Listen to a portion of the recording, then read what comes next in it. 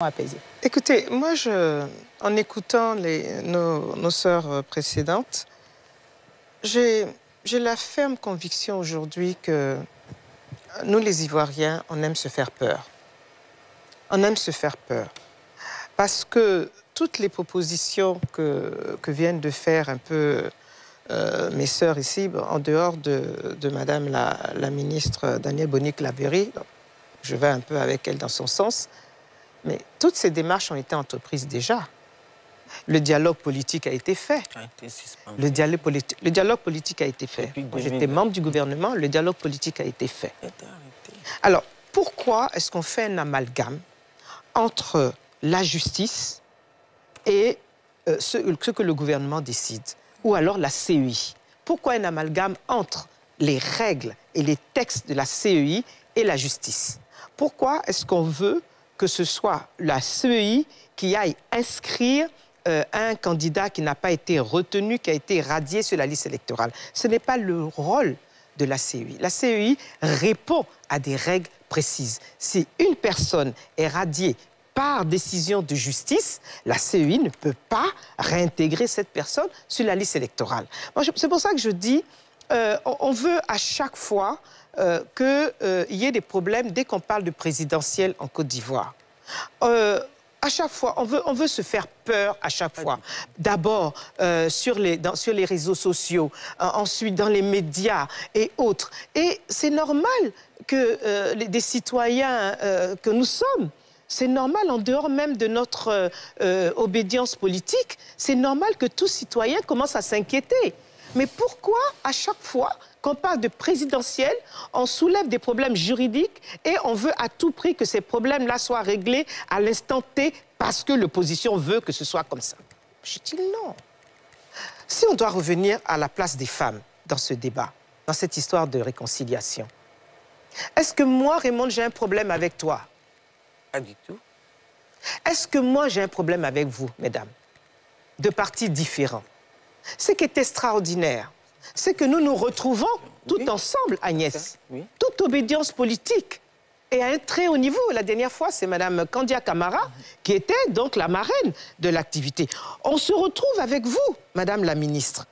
Et les femmes se retrouvent entre elles. La dernière fois, j'étais à côté de ma sœur Geneviève Bourgrébé à une activité. On était ensemble au Palais de la Culture. On était ensemble.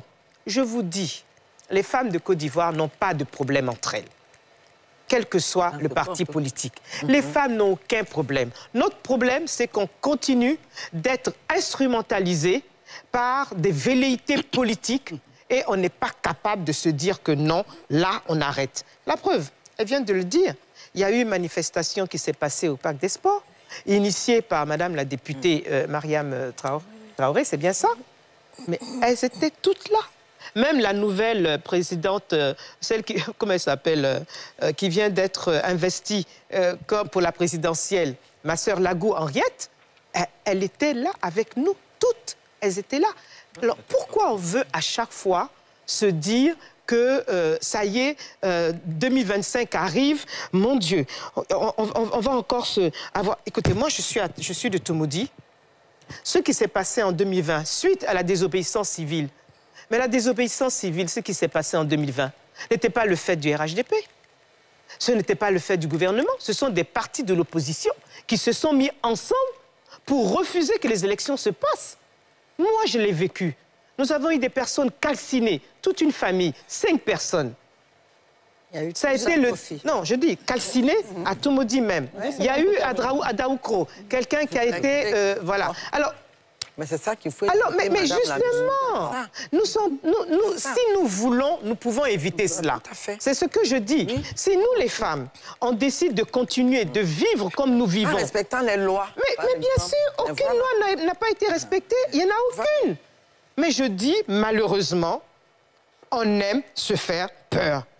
Prenons nos responsabilités, laissons la justice faire ce qu'elle a à faire, laissons la CEI avec ses textes qui sont précis faire ce qu'elle a à faire, et puis nous-mêmes, décidons de continuer de marcher ensemble, nous les femmes, et puis peut-être que le fait de se mettre ensemble, enfin, de continuer d'être ensemble, va impacter positivement lorsque nous allons aller dans nos différents partis politiques ensemble. Et ça, nous l'avons déjà fait. D'accord, nous l'avons déjà fait. Nous avons sillonné les partis politiques ensemble. Nous sommes allés parler à nos responsables politiques. Alors, s'il vous plaît, mes sœurs, mesdames, donc faisons ensemble ce que nous devons faire ensemble et puis allons ensemble à la paix.